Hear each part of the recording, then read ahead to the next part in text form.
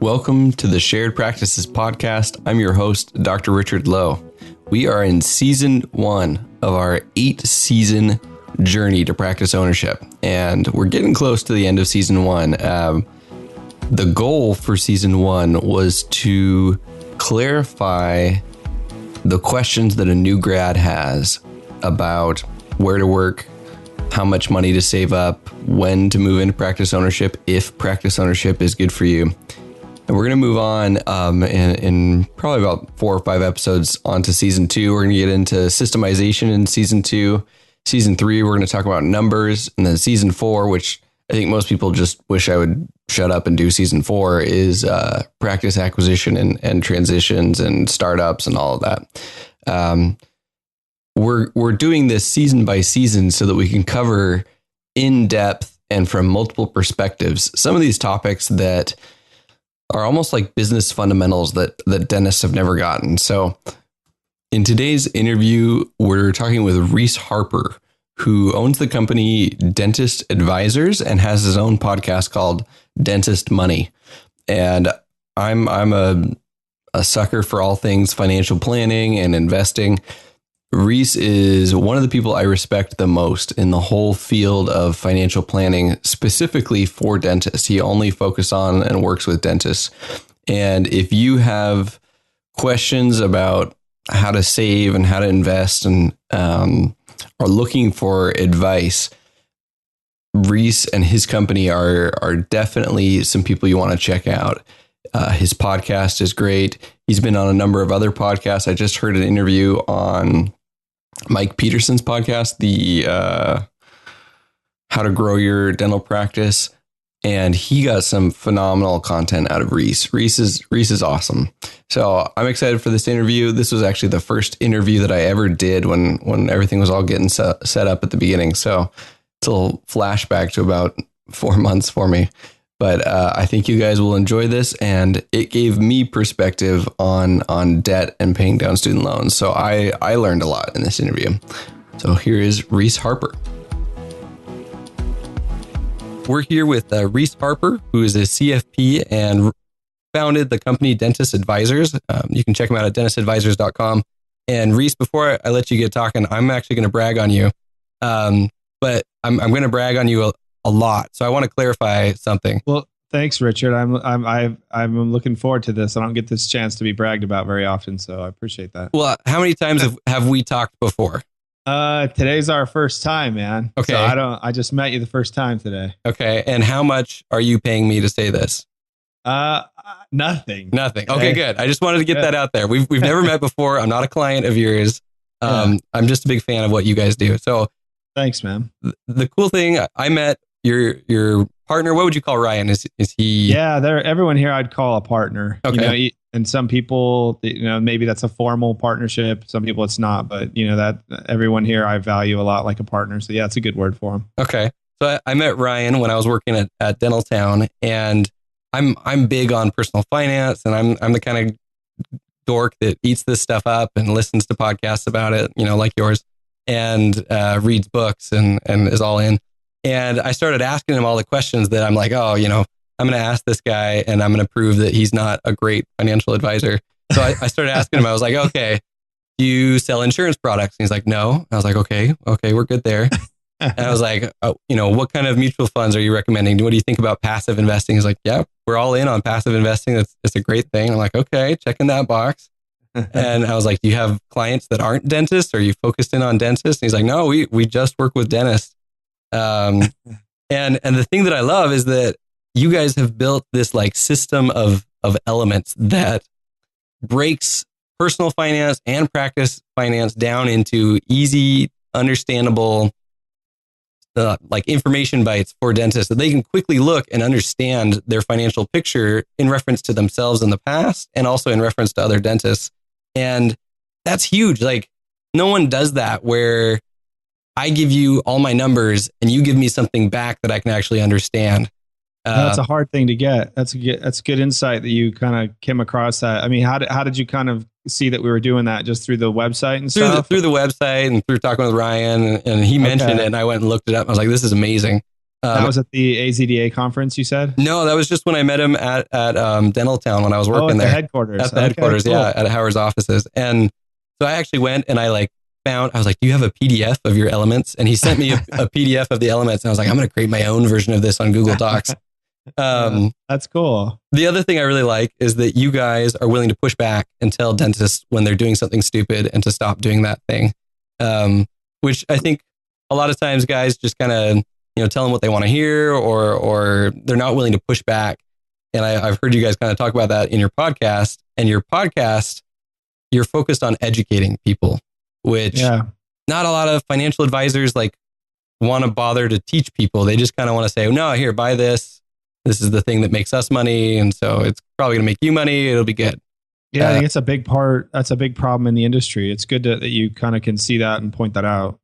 So I tell people if they don't like doing finances on their own, or even if they do, that they need to come talk with you guys, because you're going to give them a different perspective that they just don't understand the information that they're missing out on. And I have this theory, and one of the reasons I'm doing this podcast is that in order for my generation of dentists to be successful, like the previous generations, we have to be a little bit smarter. Like the pressures today are different than they were 10, 15 years ago. Insurance is tightening and corporate's going up. Student loans are bigger, and $400,000, $500,000 worth of student loans. And on top of that, guys aren't retiring. And I think we have to be smarter about money, and we have to move towards practice ownership despite those loans. And then we have to learn how to run a business, or our practice like a business. So those are some things that I kind of want to talk about today. And specifically, your advice to a new dentist who has a bunch of student loans and is afraid to move towards practice ownership. And maybe they're hearing on one end, like, oh, Dave Ramsey, I should put $1,000 in an emergency fund and then pay off my student loans for the next 20 years before I invest in anything or start a practice.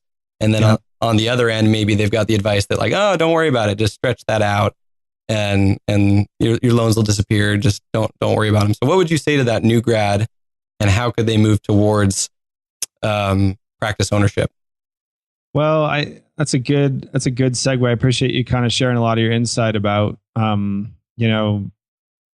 the pain points that kind of new dentists are facing. It's kind of interesting though. I just got off the phone with someone from the East Coast, a new client that was just getting to know us, and looks like he'll become a client. And it was interesting because he's 42, and I don't think the pain, like some of the pain points aren't any different than they were when he got out of school. Oh, sure. Okay. And it's kind of, or the maybe he's worth more, right? And he's got objectively less debt, and he's got more cash flow, and he owns a business now. But the same tendency to sort of feel like the solution is just, if I can get rid of my debt, then everything will be okay. I think that to some degree, getting rid of debt is really, I think it's a bad way of like thinking about entrepreneurship and business. The way I would frame it is, debt should never control you, and you should never be controlled by debt. And when debt makes decisions for you, that's a bad thing. Right. And I think that debt is something that really, from this, I mean, this person still, when you get out of school, you just have your student loans. Some guys are north of 500 grand. I've seen over 600 grand, depending on the specialty, and private schools, like tuition's going up like crazy. And it's really hard to get into some of the public schools because the enrollment numbers are just really restrictive. And so, you're going to have a lot of student loan debt, but that's just the beginning. And as your practice goes along, you have this person I was talking to just, got a new cone beam, and they really felt like they needed it to be competitive. And, that's a whole nother debate. But there's equipment that's expensive. There's, you after 10 or 12 years, your TIs look like they don't look very good anymore, and you need to replace a lot of things and make your practice look good. And I mean, you'll constantly have a need for a lot of different improvements and enhancing, the presentation and marketing ability and staff quality that you have in your business. And those things can't always be paid for with cash, unless you're paying, to back up just a little bit, let's just make sure we stay on this like idea of like why debt shouldn't control you. And I think that ultimately it's okay to want to get out of debt, but this person that was 42 was still being controlled by debt. I mean, even though they have money and even though they were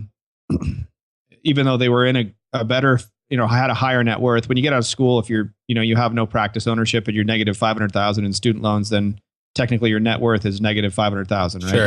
You have no assets. Right. This guy was, over $1 million in net worth and probably,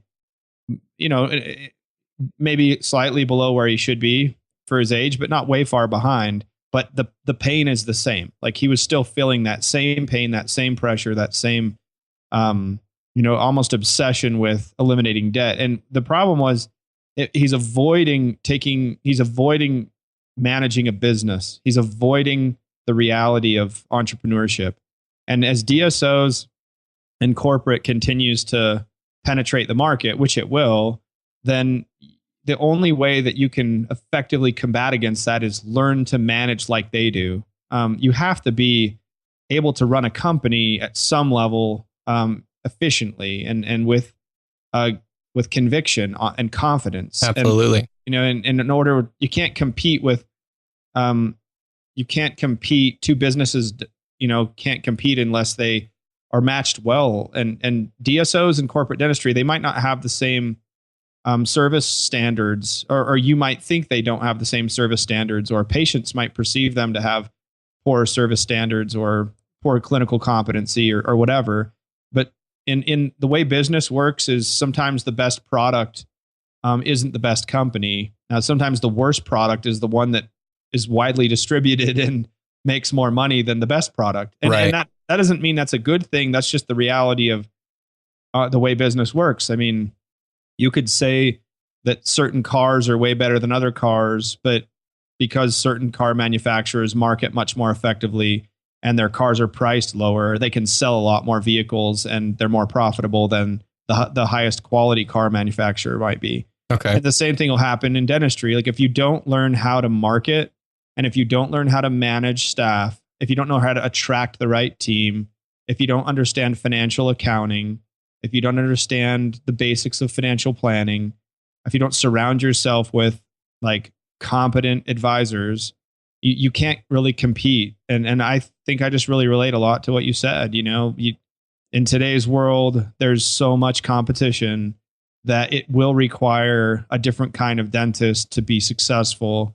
And you can't just put your head in the sand and hope that your collections go up and that your income rises. I mean, you need to be meticulously organized. You need to get things off of your plate that you're not an expert at, or embrace the things that you want to do that you could otherwise outsource. Like if you love numbers and finance, early on in your career, it doesn't mean you shouldn't be doing it on your own. I mean, when I didn't have any money, I mowed my own lawn and right. I did all the stuff I needed to do to just get to where I could, my hourly rate essentially, or the value I was worth would go up. But once you become worth more, if you're collecting $1 million, let's say you're collecting 500,000, kind of just a basic startup, or you bought a practice and you're working 2,000 hours a year.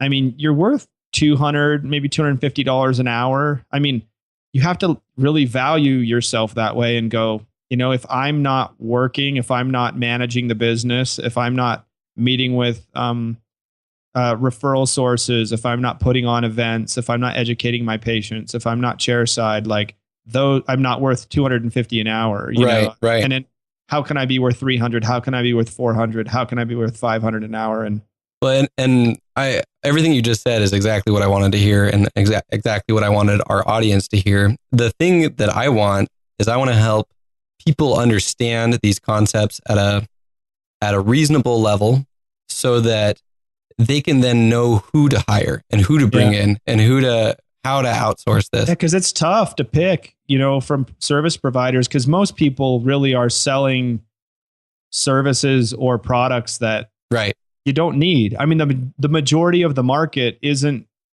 or that your practice doesn't need. Maybe they're a consultant that specializes in this, but you've already got that button down. You've already got your marketing down, and you need to work on your scheduling and your hygiene. So you need a different consultant. Yeah, and the guy I was just telling you about that. He had spent over six figures in the last 2 years on what couldn't have been more than 40 hours of consulting. So I'm going to ask you something here. So what is the most that you've heard of a dentist paying for a consultant? On an hourly basis, or just a lump sum of money to get consulting done? Either one. Well, I've probably seen it be, they don't really know this. Consultants don't usually break their time down into hourly fees. Right. They just give you a flat rate for some kind of system. But if you I've calculated it being, north of $3,000 an hour. Wow. Based on what has been delivered, for the price. And I'm not saying that couldn't be worth it. Sure. In some small circumstance. But when you start saying, 100,000 or more, and I'm only essentially buying 15 to 20 to 25 hours to 30 hours of actual implementation. In my opinion, what dentists need, they don't need advice. They need implementation. Yeah, they need implementation. They need someone to do it for them, because that's what I hire people for. I'm not going to hire. There's a place for coaching. I have a coach that I talk to that lives in New York. I've worked with him for the last 3 years, and I have a twice a month phone call. It's an expensive hour for me that I spend on the phone, but I'm not writing $100,000 check for that. I'm spending, it's probably end up being $250 an hour. And it's worth that twice a month interaction for me, because it helps me see maybe the strategic error or the strategic flaws that I might have in my business. Just the way I'm wired, the way I think, the stress, the things that trigger me, or things that you've gotten zoomed in on that you need to kind of zoom out and say, okay, what are we missing? But I've never spent large sums of money. I much prefer to have people do things for me on an ongoing basis than just get answers. I'm not going to pay a consultant to just give me a list of answers or a plan. I want implementation. I want follow through. I want service to be provided to me, so I don't have to go and do it. And that's usually not what you see, And so, okay.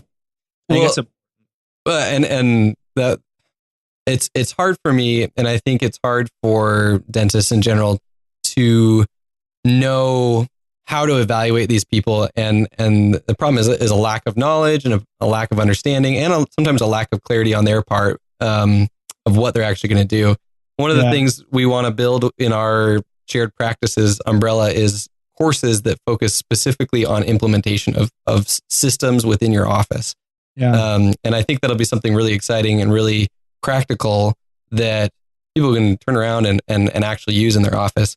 But going back to the new grad, you guys talk about liquidity as one of your elements. And what would be a reasonable goal in terms of months of liquidity for someone who's recently graduated, still has a lot of student loans, maybe they're in repayment or they're about to be in repayment, and you've got a grace period.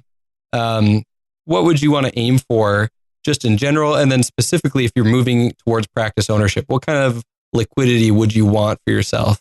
Reese's answer after a quick word from our sponsor, Q Optics.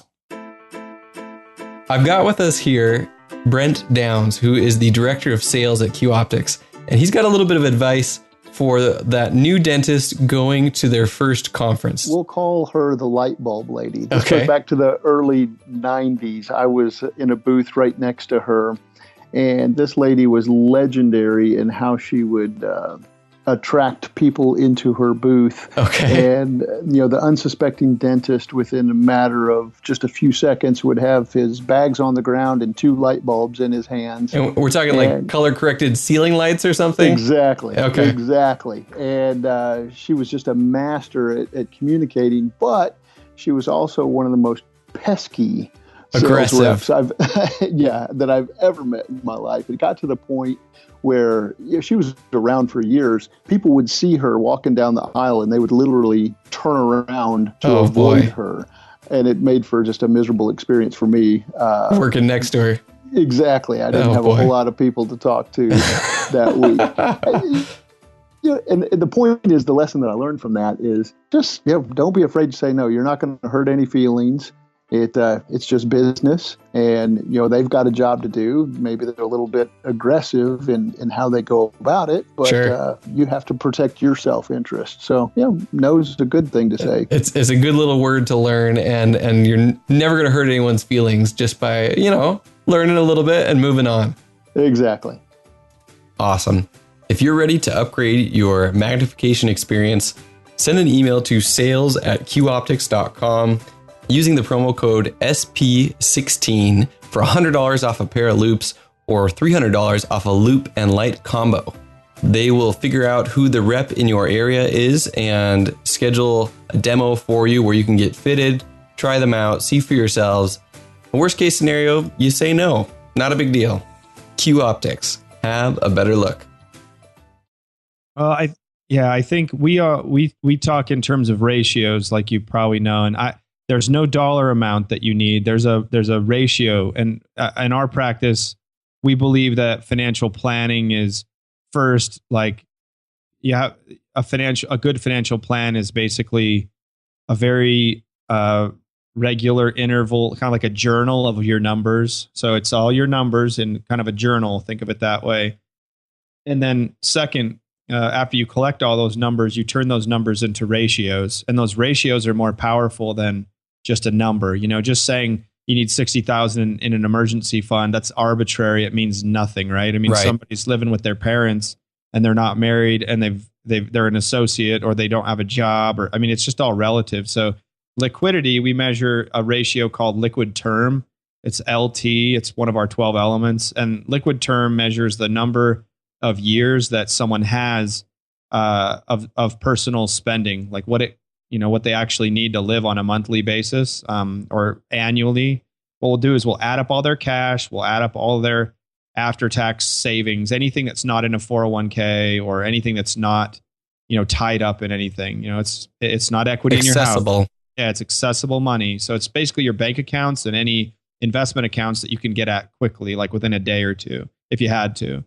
That sum of money divided by what you spend annually is your liquid term. It's just the sum of all that stuff divided by what you spend on an annual basis. So let's say someone spends, say a new grad spends $5,000 a month, and they're married. They've got to pay rent. They've got to live. If you're spending $5,000 a month, that's $60,000 a year. So if you had $60,000, that would be a liquid term of 1. If you had $60,000 in the bank and you spend $60,000, your liquid term is 1. We recommend that from a personal finance perspective, someone's liquid term needs to be at least 0.6 or 0.5, or half of a year's worth of savings, right? Half of a year's worth of spending needs to be there. So if I spend $5,000 a month, that's $60,000 a year. I need to at least have half of that liquid before I start saying that I'm ready to aggressively reduce debt or start saving up for a home or start paying for a practice. There's no home down payment money yet. There's no practice down payment money yet. There's no debt reduction money yet. You have to have 6 months worth of your own personal spending. So for person to person, it's a different number, but it's a 0.5 LT, we call it. And then when you start moving into practice ownership, what we say is there should be a 0.5 LT personally. And then what we want to see is at least 10% of the acquisition price of the practice in liquidity. So whatever the acquisition target price of the practice is going to be, we'd like to see people have that much more liquidity available. And that's because when you go buy a practice, you just don't want to be you don't want to be desperate, man. And you don't want to be, going after the cheap practice because you don't have enough money, or you don't want to be going after the expensive practice because you need more income. You want the right practice in the right location that you want to practice in, with the style that you want, and the geography that you're content with, that has a good dentist to patient ratio. And so if you have some cash, I think you're just prepared to spend for the money for the right office manager, which is super crucial. Right. I mean, when you say too many people feel like their office manager is like an assistant, and they're just really not. Like the most effective practices,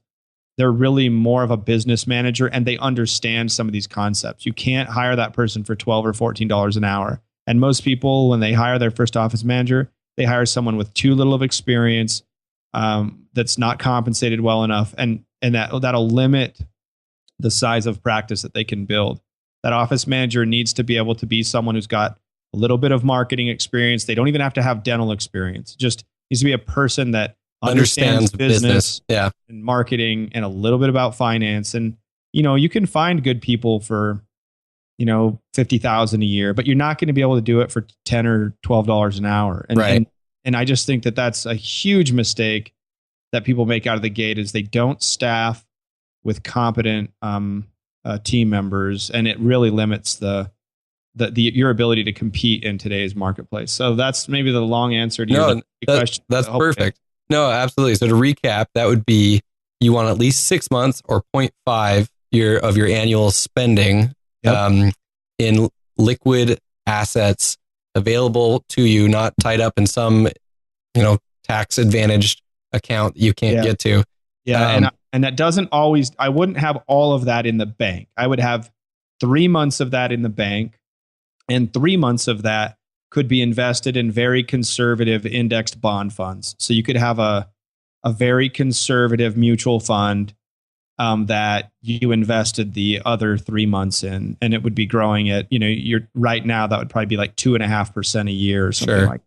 So you can invest it because it can be liquidated, daily if you need to, and you have 3 months of money in the bank. So I would make sure I have at least that in cash in my checking account or my savings account, and then I would have another 3 months invested, and that would be my total of my 0.5 LT. Okay, and that's for everyone. That's not only if you're moving into practice ownership. And yeah, I mean associates, new grads without a job. I've had classmates ask me, hey, we were able to save more or spend less, or my wife had a job, my husband had a job, and we ended up with some extra money from our student loans. What should I do with this? Should I invest it? Should I pay back my loans? And I've kind of been telling them, I would hang on to that, because you never know what's going to happen. And the ironic part is that I did not take that advice myself. We bought a home in Phoenix when we got to dental school in 2011. Yeah. Which was great because it was the bottom of the market. We bought a foreclosure. Ended up doing all right on it and sold it at the end of dental school. But I'd been drinking the Dave Ramsey Kool-Aid.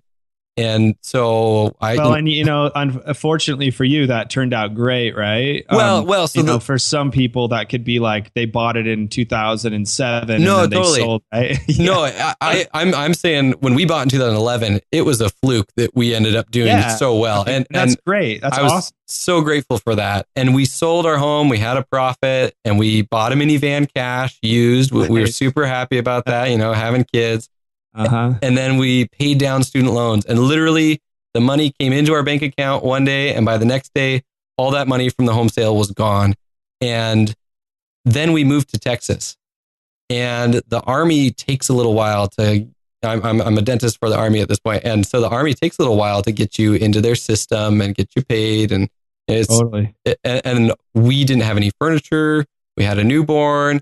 And we ended up going into credit card debt for the first time in our lives. I've never had a balance on a credit card that has carried month to month and actually accrued interest. Yeah. And that was the first time in my life. And that's after kind of thinking I understood finances and I knew what I was doing. And I just was ignoring this liquidity. And so many times people think they have an associateship lined up, or they think they have a practice that they're going to buy, and things fall through at the last minute. And if they don't have cash on hand, or there's a medical emergency, there's so many reasons that liquidity is going to be a lifesaver. And I think that's really good insight, man. You probably learned a lot from that, and I think you pointed out some financial reasons why it's important, right? But there's also some like business strategic reasons that just psychologically it's important. And I know in my own case, like if I didn't have I still have business debt, and I probably will for quite a while. Like I don't mind having business debt. I look at debt as a ratio of the, of what I earn, and the payments on my debt need to be a certain percentage of my income. And as long as they're low or below a certain percentage, I'm not really worried about my debt. And as long as my debt total relative to the asset that I own, so let's say I have a practice worth 500,000 and I only owe 200 on it, I'm not really worried about that. A lot of people will really spend a lot of time and energy trying to pay off that 200,000 so they can own their practice free and clear, when in reality, having $200,000 in the bank and $200,000 in debt against the practice, plus have it be worth 500,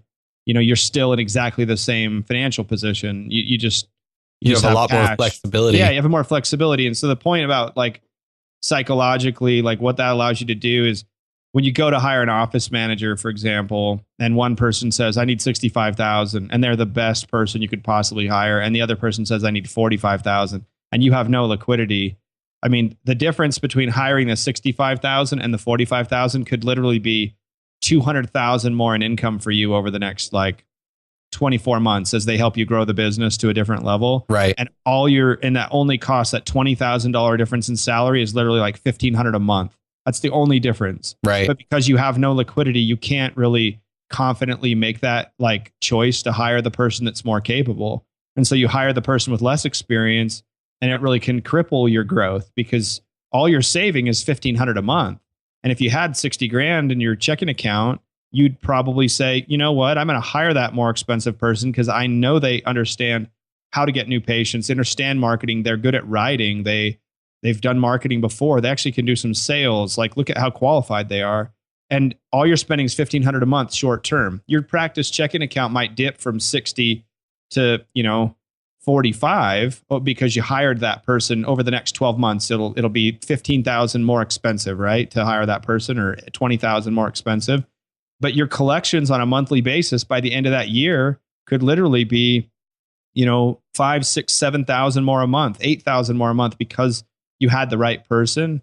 And that's huge. All you gave up was, 15 grand, right, to have an income increase personally of 100,000 a year. That's huge. And a lot of people just kind of say, well, I mean, it's just not common, for dentists to think like an entrepreneur. Entrepreneurs don't think what's the cheapest? They think, what can I do that buys my time back? What gives me my time back? How can I get more time? And what's the best ROI on my time? Yeah. Right. Mostly it's just, I know what I do that can be very productive, and they figure out what they do that's really productive. They figure out a product or a niche, or a dentist case. They figure out exactly what they can do outside of clinical production that helps grow collections. Maybe they're good at networking, maybe they're good at marketing, maybe they like putting on events, maybe they're good at figuring out how to look at the web and digital, technology and whatever. It's not just being focused on clinical. But whatever you can do that grows collections is much more important than the other tasks that need to be done at a lower price. And so by having that liquidity, you're just very confident in the decisions that you can make. And that's why I like to emphasize that, not because somehow your investments are going to grow faster than your interest rate. It doesn't have anything to do with that. I know your student loan rate interest is higher than the 60 grand growing at 2%. I get that. But that's not the point. And, right. So don't make it be about that, because no business does. In the real world, that's not how businesses think. They don't think about oh, we're not going to keep cash on hand because we have debt. They don't think that way. They think in terms of a debt to income ratio. How, what percentage of my income goes to debt? What percentage of my practice is leveraged? And then trying to make sure that's minimized over time, so that by the time you are ready to retire, when you sell your practice, you're paying off your debt, or you've paid it off before you retire, which most people do anyway. So I don't know. It's just, I'm kind of big on that, because I see people cripple themselves throughout their career trying to force, what they think is the best financial plan, which is pay off all my debt as fast as I can. And then it takes them 12 years anyway. And then by that time, everything else is on hold. And they've never invested yet. They don't know how to market. They don't understand what good staffing's like. They haven't grown collections. They're kind of crippling the business. And so at some point you have to find a sweet spot and say, I mean, because the flip side of this is you've just got to make sure you know what size you want to build to, right? I mean, there's no point in like slaving away for maximum growth if you don't want to practice bigger than 700,000 of collections. Right. And that's a great practice for a lot of people. 500 will work, $1 million to 2 million. You'll see guys doing 5 million in collections. Like everyone's got their own kind of like ambition level and their goal of like what they feel like they can do and want to do. And you just need to make sure that your plan gets you to that growth point as soon as possible. And that, you don't just obsess over paying off debt unnecessarily. Well, no, absolutely. And when people ask me, because some of my classmates know that I geeked out about this and love to research this kind of thing. But if someone asked me, what should I invest in? And, should I wait and should I not? My advice was to take $1,000 and because that's the minimum with Vanguard to open up some sort of IRA, whether that's Roth or simple and start with like a target date fund based on when they're going to retire. And I'm going into a lot of technical things, but I want, this is your language. So just start something, put $1,000 in something and put $100 a month on auto pay and just have something there so that when eventually you start making more money, it's just easier to turn that dial up. And then as soon as you get to the point where you've got maybe, $10,000, $15,000 and you're like, okay, I need something a little bit more sophisticated than this to come talk to you guys. So if I were to tell that to a new grad, what would you then turn around and clean up and say, no, don't listen to Richard. Here's what you should do instead. Like what would be either wrong with that plan or good about that plan or what could they do better than that? Well, I think the fact you're trying to give good advice is like commendable. And I don't think there's anything necessarily wrong with it at all.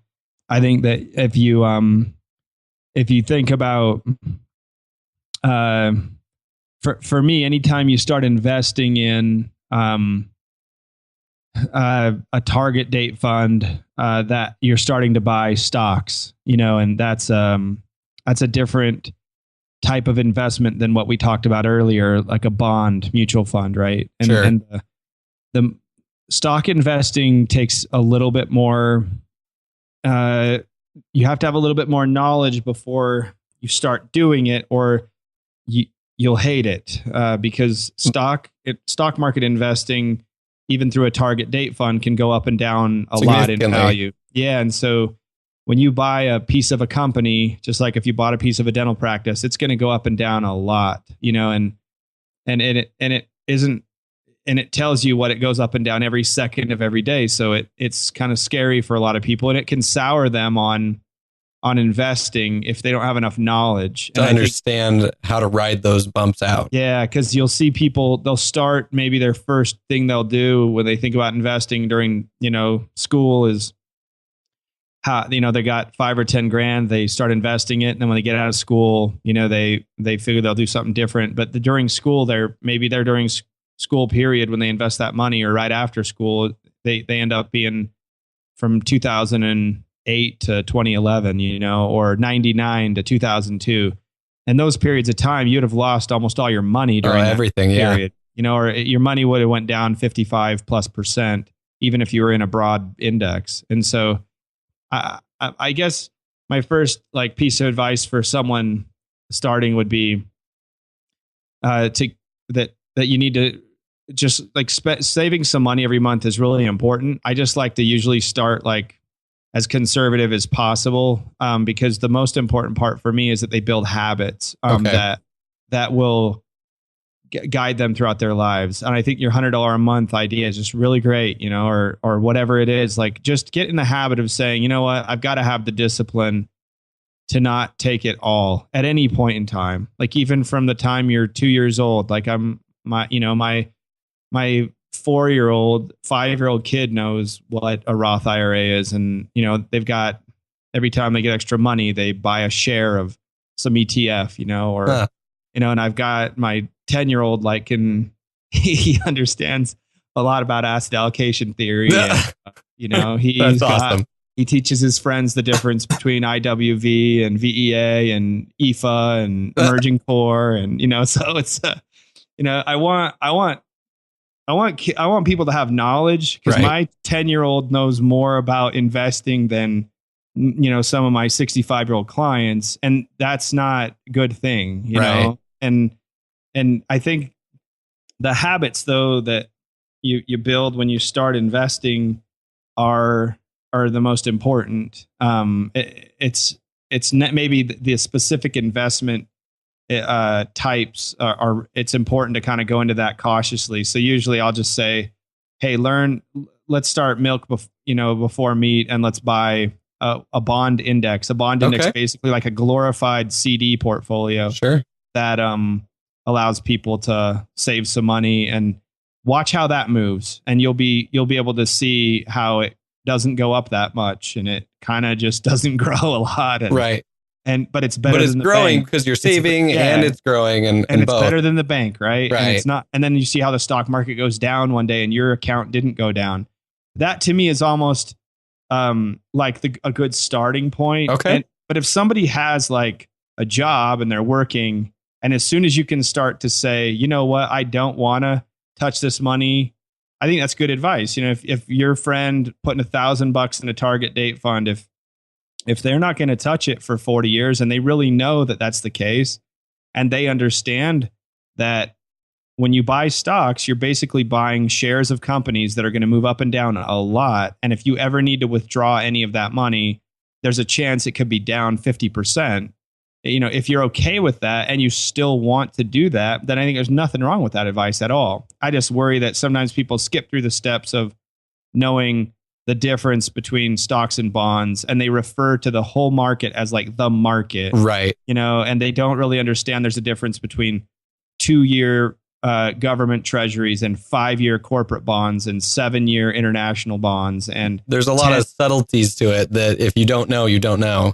Yeah. And if there's just grades of up and down movement that you can buy, right? And the simplest thing is a CD or bank account. Kind of a next step up from that would be bonds from companies through an aggregate bond fund like AGG. That's an index that like is basically the whole United States bond market, and it just takes all of the corporate bonds and everything, and it grows at 2 or 3% a year, and it doesn't move up and down a lot. Okay. And then you go clear up to the point where you can be investing in very, very small companies that, go up and down every year by, 40 to 50% in volatility. I mean, the market gets very aggressive real quickly. And I think most dentists would be in great shape if they just never lost any money and they didn't ever lose money. Just their savings rate is going to earn them more long term than sometimes their return on investment necessarily, and their discipline in actually saving. Yeah. And stocking that away and building that habit is going to make a bigger difference in their eventual retirement than what specifically. I mean, obviously, sorry, I'll retract that, because there's a lot of subtlety to it. But if they don't build that habit, and if they get burned on their experience and then decide, you know what, the stock market's not for me, let's try real estate or something else. Yeah. So, okay. So now my recommendation is updated. So now I'm going to say, take that $1,000, put it in a Vanguard bond index fund. And once you get to $5,000, $10,000, or once you're ready to save more, or you want to get more sophisticated about this, go learn something from Dennis Advisors. That might make sense. Or, some people will be ready to do it on their own and they'll love this stuff. But I think at some point, like, it's not that expensive, relatively speaking. Like if you're making 40 or 50,000 a year, it is pretty expensive to hire a financial advisor. Like it's all relative. It's a professional service that is an optional thing. That's the point of it. It's not a mandatory hire. It's not like, your utility bills. And so everyone isn't going to hire a financial advisor. And I just hope that people listen to the content that you're putting out, Richard, and things that we do, and that they learn from it. Because we know that, the majority of the market probably won't end up hiring a financial advisor, and whether they can't afford it, or they're just being cheap, or they're just, feel intimidated by it, or they prefer to do it on their own. I don't know why. A lot of it, but I would say that in many cases, it doesn't make sense to pay someone a lot. That's why we have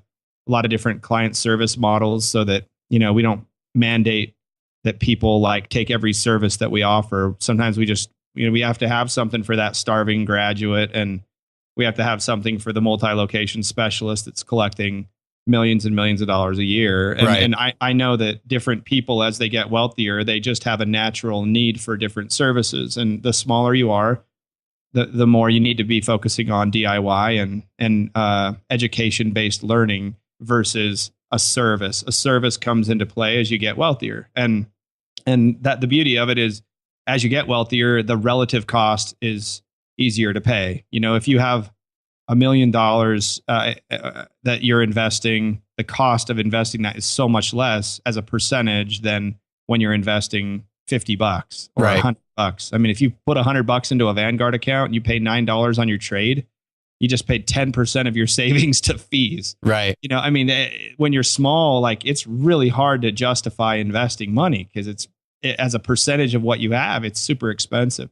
The bigger you get, it just becomes easier and easier to justify getting help. And so, I don't know. I think it's probably good to, I don't know if I need to, your advice is great. And I think the principles there are really sound. So I think it probably makes sense for most people to stick with something a little more conservative, though, until they do get that emergency fund built. No, that's perfect. That's what I wanted to hear.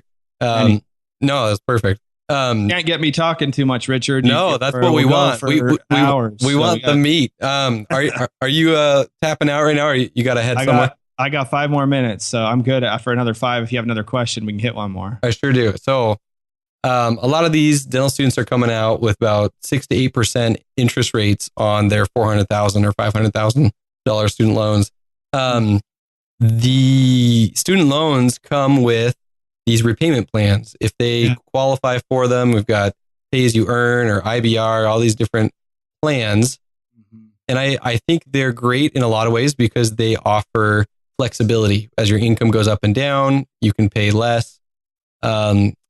However, the alternatives are to refinance through someone like SoFi or some of these other options. Yeah.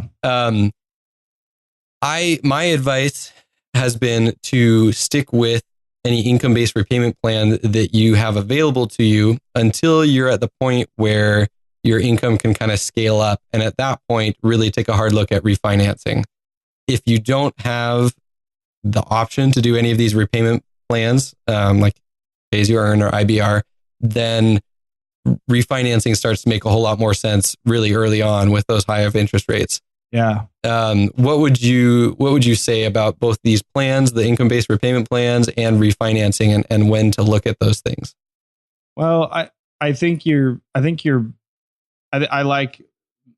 the majority of what you said there makes a lot of sense to me. And I think that I would look at a refinance through a third party like a SoFi when we call it your savings rate and your debt rate can be at a certain percentage. So, for example, if you don't have the ability to save at least 20% of your income right now, meaning you don't have 20% of your income left over at the end of a calendar year. So if you make 100,000, that would be 20. If you make 200, that's 40.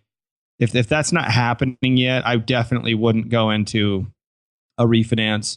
I would definitely stick with income-based repayment. You want to make sure that you're slowly allowing yourself to build liquidity and get to the point to where refinance adds value, even if the interest expense is higher, and I think that there's so much that can happen between graduation and the time you get into your long-term, practice situation. Even if you're like in your case, with the Army, I mean, sometimes after graduation, people kind of know they're in a temporary gig for 10 more years or 8 more years or 6 more years. It's really hard to know like how much money you're going to need to make the right deal happen, meaning the right practice. You still have to save up for a house. And, the less down payment you have, the more expensive that can be, and so I don't really like refinancing until people have a pretty good handle on where their at least job's going to be, let's say for 5 years. Like if they can say, I'm going to be here for 5 years, I've got my emergency fund. I'm saving at least 50, I can get to where I'm saving 15% of my income. Then, age-based repayment will kind of start to adjust on you at that point anyway. Right. But it won't adjust real quickly. It takes a while for, your tax returns to really drive a repayment plan from the age-based. And I'd much prefer to add, another $15,000 or $20,000 in interest expense maybe onto my student loan balance after graduation, just to prepare myself to be in the right situation, the right mindset, with enough cash and some good savings habits. And I don't really mind paying an extra because all you're going to do is save maybe 1.5%, maybe, which is a lot, right? I get it, but sure. 1.5% on, $500,000. I mean, now we're talking $7,500. If you refi, you save $7,500 over a whole calendar year. But if you don't, then you still don't have to pay it back, and right. You end up with more cash and more confidence to make the right decision. So I would line up with your advice there. I prefer to wait until I'm in my long-term, more stable, at least a 5-year window that I can predict what I'm going to do. And that could be an associate job. It doesn't have to be practice ownership. But if you're not there yet, just don't fret about it and stay on income-based repayment. That's exactly what I was hoping to hear, was some real specific, if you're not stable and you're not saving at least 20%, don't lose sleep over it. Don't feel like, oh, this interest rate is killing me. Like, it's helping you at that point. It's a service to you at that point, because right. It's going to take, just keep in mind, $500,000, you say make $200,000 a year at making $500,000. Once you pay normal taxes on that money, normal taxes on $200,000 are going to be somewhere around 25% to 30% of that money. So on $200,000, you're going to be spending at least $60,000 on taxes, probably, more or less, depending on how many kids you have and, what you're doing. But now you've got 140 left out of your 200. So, then you've got debt on the student loan payments that you have to pay. You have the mandatory payments. So that'll take, 20 or 25 grand out. So now you got 110 left, and now you got to live. And so how much can you live on if you're married with kids and a mortgage? Maybe you're going to have, let's say you're able to have 20% left, a savings rate of 20%. So you got 40 grand left. You spend 70 of the 110 that you had left. You're left with 40 grand. How long is it going to take you to pay off $500,000 in debt? Well, divide 500,000 by 40, and it's going to be taking you at least 10 years. Right. At least. What's the rush, people? Just find the right location so that you can make 250 or 275 or 310 or 350, or heaven forbid you made 400,000 because you actually took the time to find the right location, the right situation. And I met 3 associates last week that were in very average guys, 2 years out of school. All of them are north of 400,000 a year because they were in good associate jobs in good markets that had good fee reimbursements. That's awesome. Yeah. That happens, and you meet guys that are much higher than that. I don't want to play games of like who makes the most. I'm just saying it's not uncommon for me to see someone making 140,000 a year or 120,000 a year in some remote place.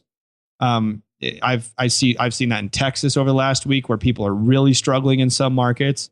And then I've seen it happen in North Dakota. I've seen it happen in Boston. Guys are the same schools, the same education. One person's making 120,000 a year, can't even figure out how to pay the student loan payments back, and they're still on age-based repayment 5 years after school. And someone else is making $425,000 at saving 15 grand a month, going to be retired by their time they're 50. Right. It's just like night and day. And so whatever you need to do to invest in making the right decision about where to practice and getting the right situation, it's worth 20 or 30,000 of interest expense at least to just have the luxury of going, I have some cash. I can not work for 5 months while I find the right place. I'm going to research it. I'm going to fly. I'm going to spend money on some flights and visit some locations. I'm going to check fee schedules in Seattle, compare that to California, see what's going on in North Dakota. I'm going to, a lot of people want to live by their family, and I get that. And maybe that trumps everything. But many dentists, after getting 500 grand student loan debt, they're very flexible on where they'll go. They're willing to expand their options at that point. I'm willing to be the state next door if the state next door has a better gig. So Absolutely. I just feel like you're entrepreneurs. You have a chance to really do extremely well if you learn some basic skills and obsessing over that refinance and debt payment. I mean, it's just, I just spoke at dental school maybe 2 weeks ago, and I have a iPhone polling app that lets people submit questions at the beginning, so I know what their biggest financial concern is. And not one person in the entire, there's probably like 50 to 80 people there. Like every question was like, I'm worried about my student loan. It's my number one financial concern. And in my mind, I'm like, that's the last thing I'd be worried about.